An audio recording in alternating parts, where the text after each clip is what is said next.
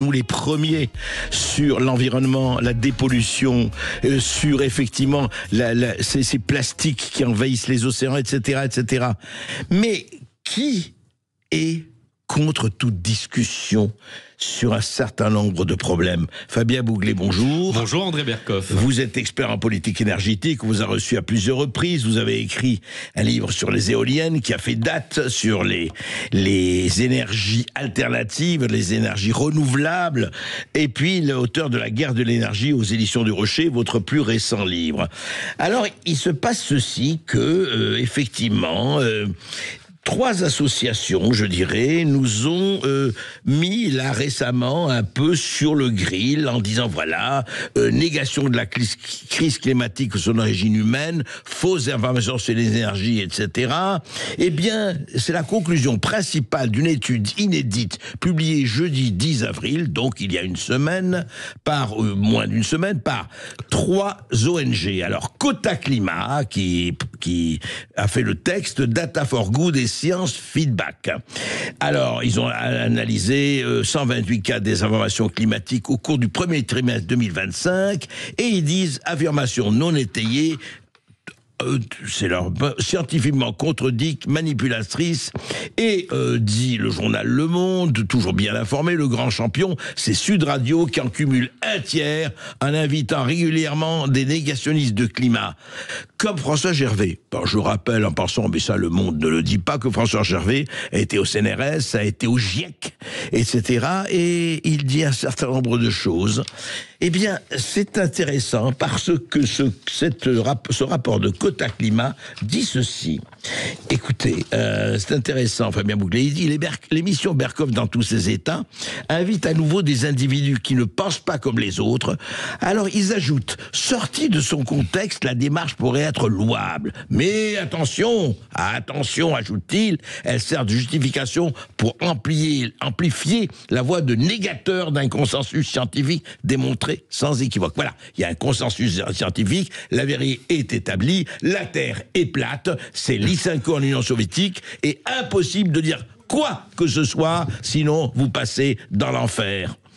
Fabien Bouglet, alors de quoi s'agit-il? Oui, en fait, c'est une étude, c'est presque plus un tract d'activistes maquetté avec de jolies couleurs pour faire passer ça comme une étude, mais c'est un tract politique. Un grand jargon d'ailleurs, oui.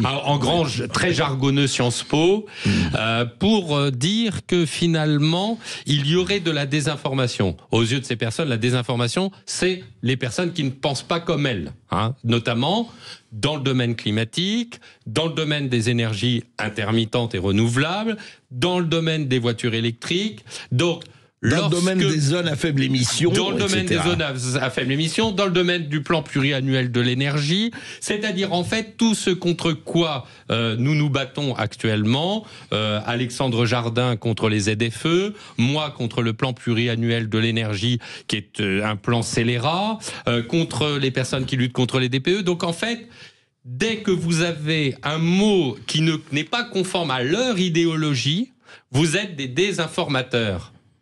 Absolument. Et d'ailleurs, il demande aux autorités, attention, il demande aux autorités comme l'Arcom, et surtout, ils font appel aux députés, faites des lois, renforcez et faites des lois. Et aux annonceurs des médias, attention, désannoncez, menacez-les au portefeuille. Oui, parce que il faut bien comprendre que ce document est une atteinte très grave aux valeurs de la République. Il faut quand même le rappeler.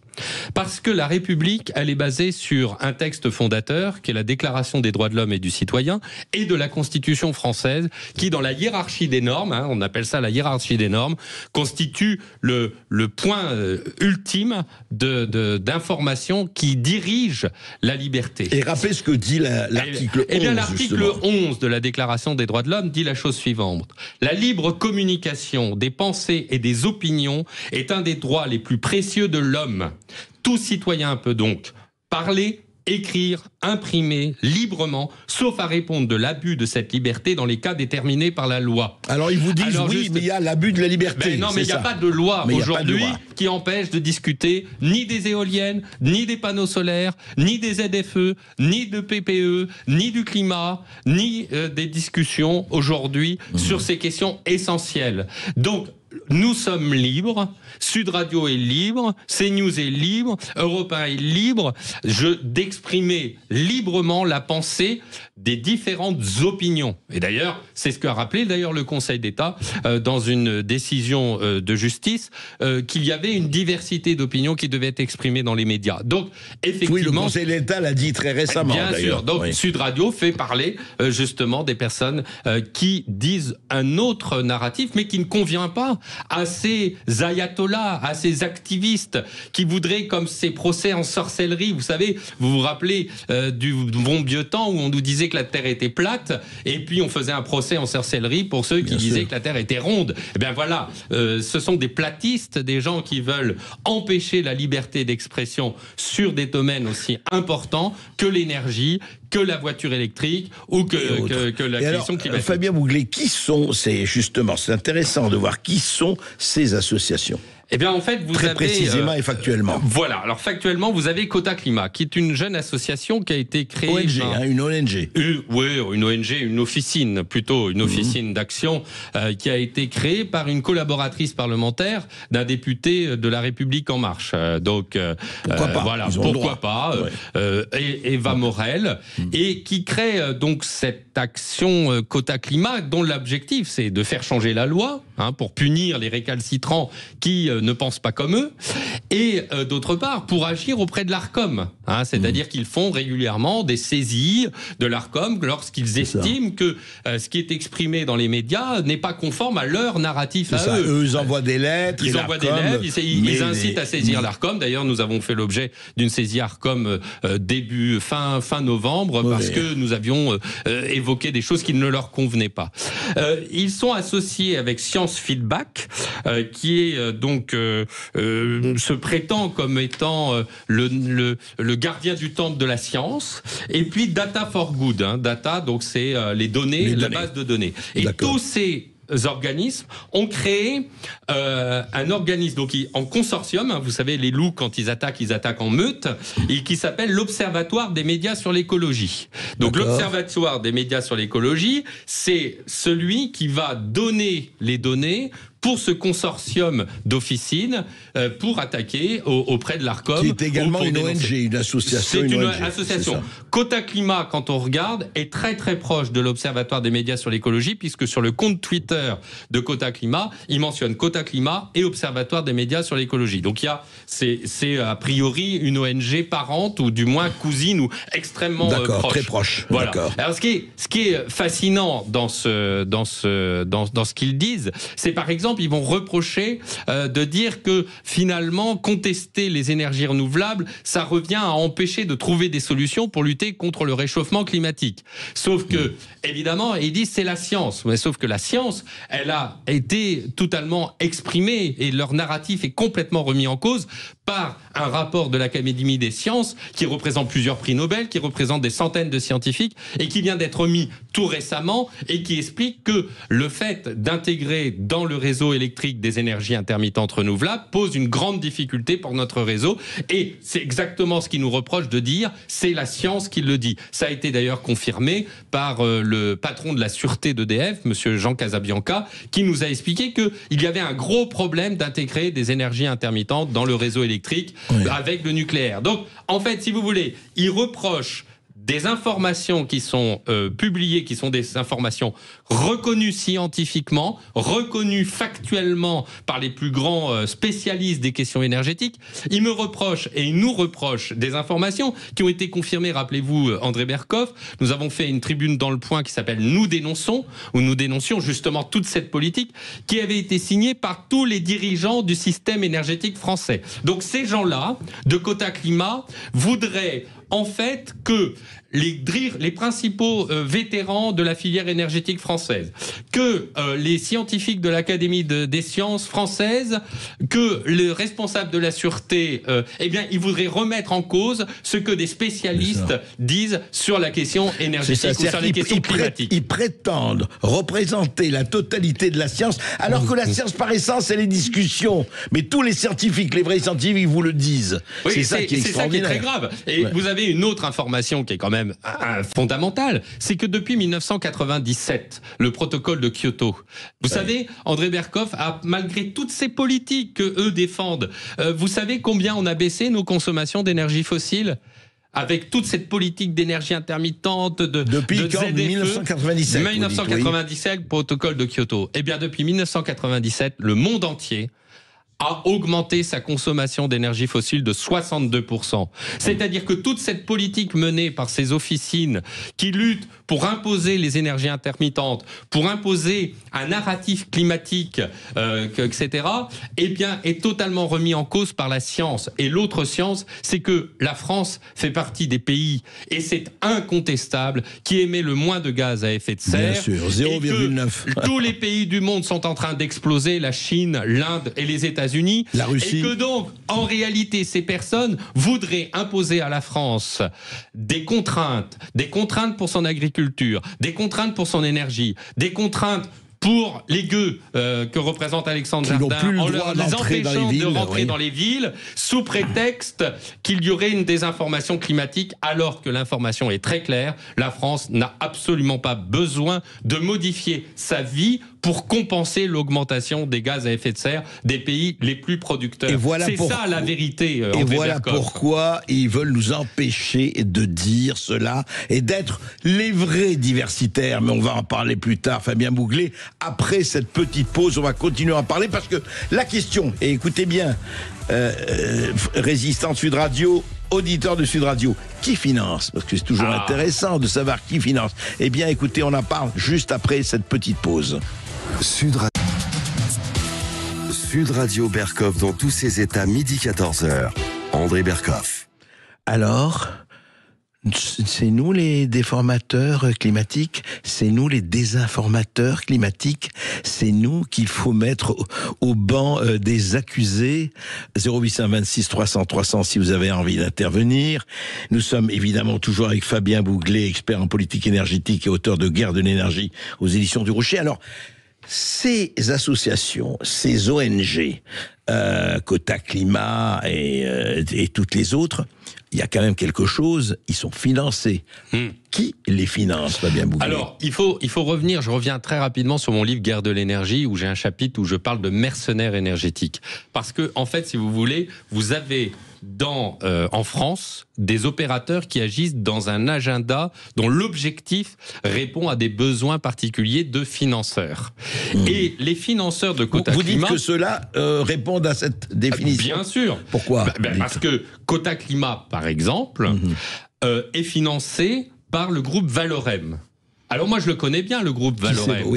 Alors qui est le groupe Valorem? C'est le premier exploitant éolien. Tiens, voilà, on se retrouve avec les exploitants éoliens. Encore les éoliennes. Voilà, encore les éoliennes, dirigées par Jean-Yves Grandidier, qui est un grand connaisseur de l'éolien, mais aussi d'Europe Écologie Les Verts, puisqu'il a été candidat multirécidiviste pour Europe Écologie Les Verts.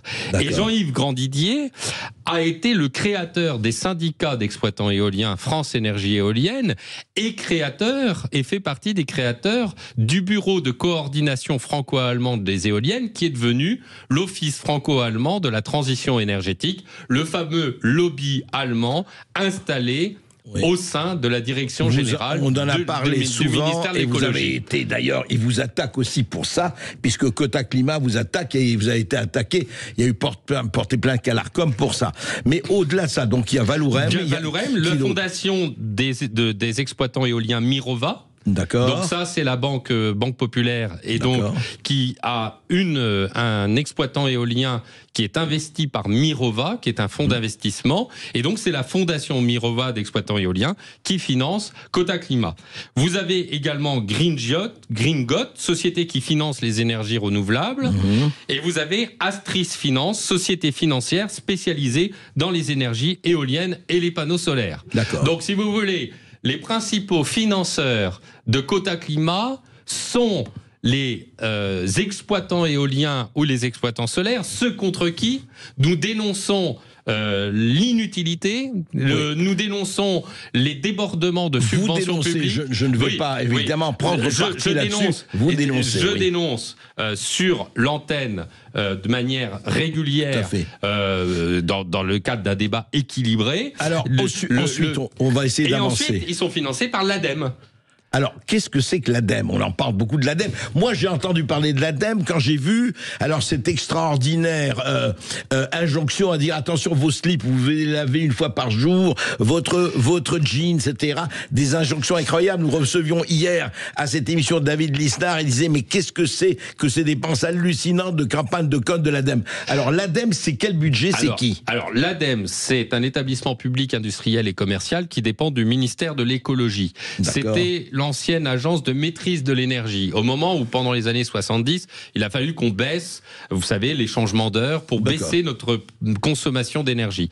Et progressivement, l'ADEME a été infiltrée par les mouvements antinucléaires. Et notamment, à la tête de l'ADEME, on a eu un ingénieur nucléaire qui était un proche d'ailleurs de Dominique Voynet et qui a contribué à la fermeture de Superphénix parce qu'il était absolument opposé, hostile aux surgénérateurs à neutrons rapides, la fameuse technologie pour lequel Astrid ou Superphénix.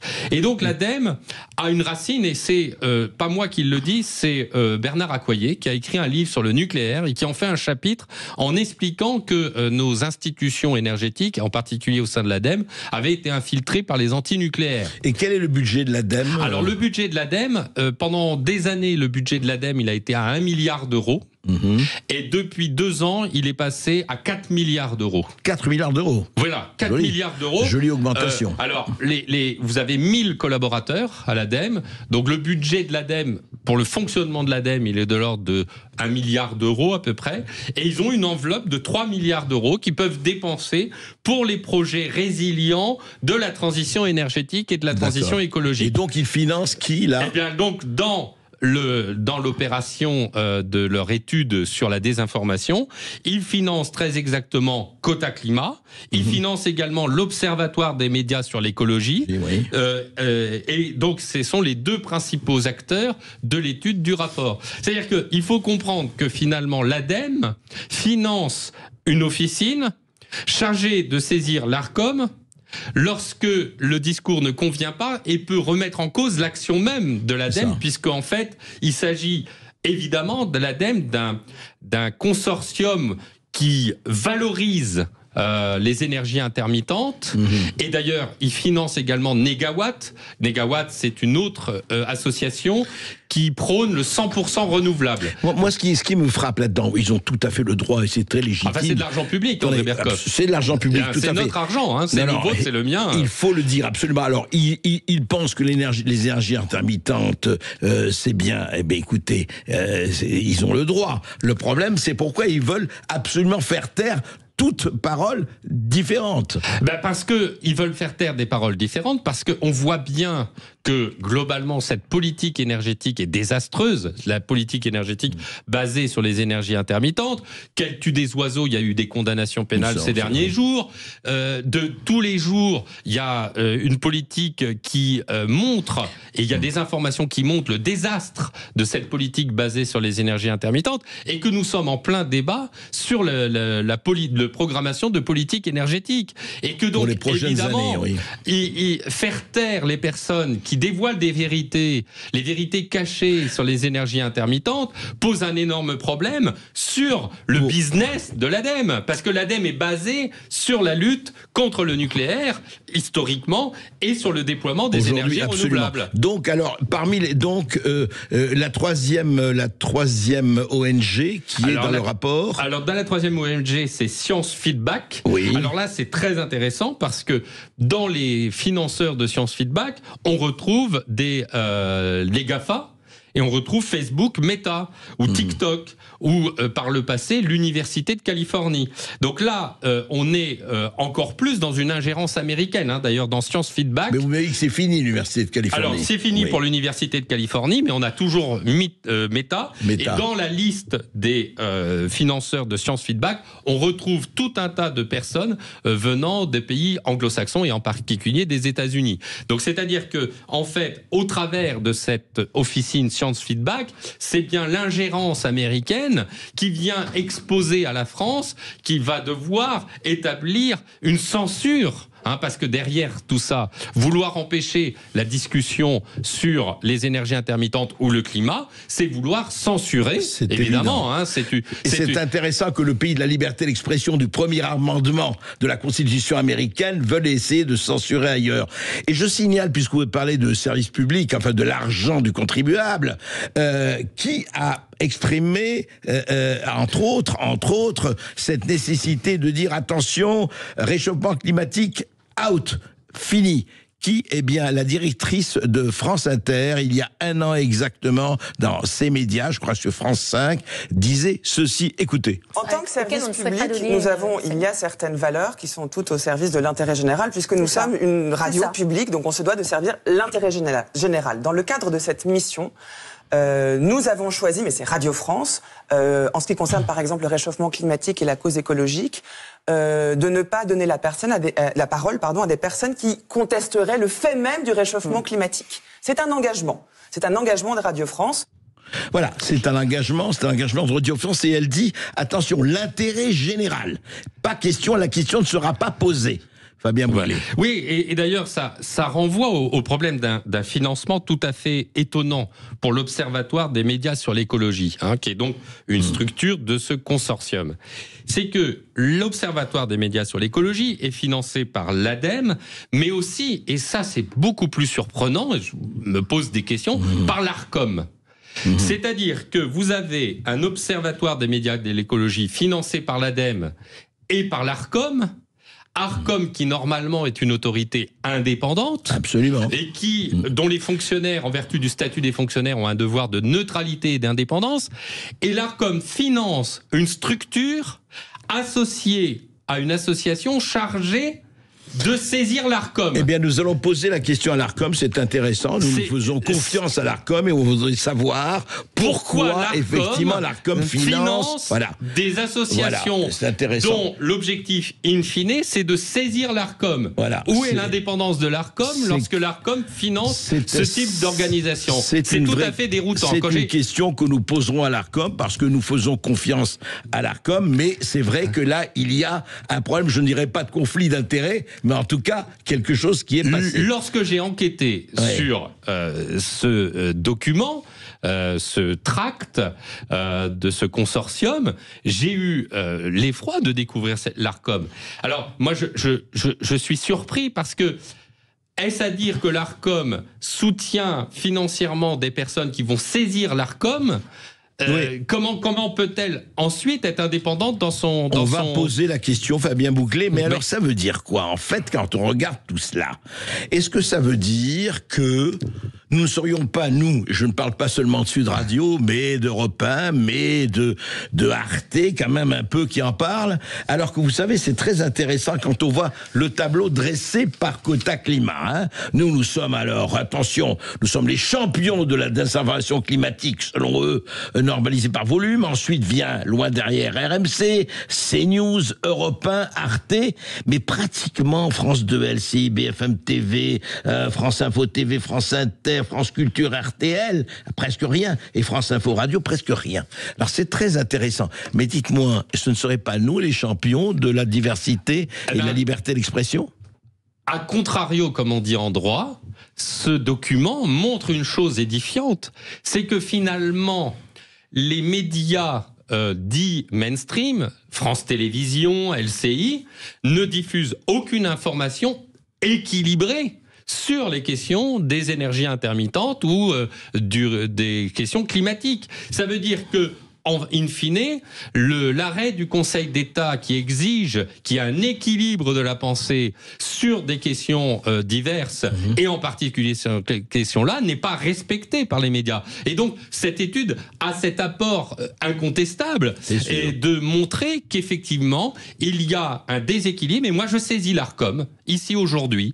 Comment se fait-il, alors que mon prix Guerre de l'énergie a fait l'objet de conférences au ministère des Armées, a fait l'objet de différentes conférences et a fait l'objet de remise d'un prix au ministère de l'économie et des finances, la mention d'honneur du prix Turgot. Comment se fait-il que je n'ai jamais été invité sur France Télévisions, sur les chaînes publiques, alors que j'ai des choses à dire sur le sabotage de Nord Stream et que ces médias n'ont invité qu'une spécialiste de Nord Stream en n'ayant qu'un narratif? C'est ça la question. C'est la question de... Vous allez saisir l'Arcom.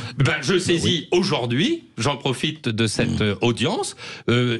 Pourquoi y a-t-il une unicité, deux poids, deux mesures dans les médias et une unicité d'intervention dans les médias LCI qui est exprimée par ce rapport de Quota Climat, je le rappelle, financé par la filière éolienne, et qui montre que, in fine, c'est sur Sud Radio, sur CNews et d'autres supports qu'on peut parler de sujets divers, qu'on peut exprimer des positions différentes. Et encore merci à CNews et à Sud Radio d'inviter les différentes possibilités de s'exprimer dans le cadre du respect des valeurs de la République et de la Déclaration des droits de l'homme. Eh bien, nous continuerons à le faire parce que nous sommes, nous, des réinformateurs, justement, et pas des désinformateurs.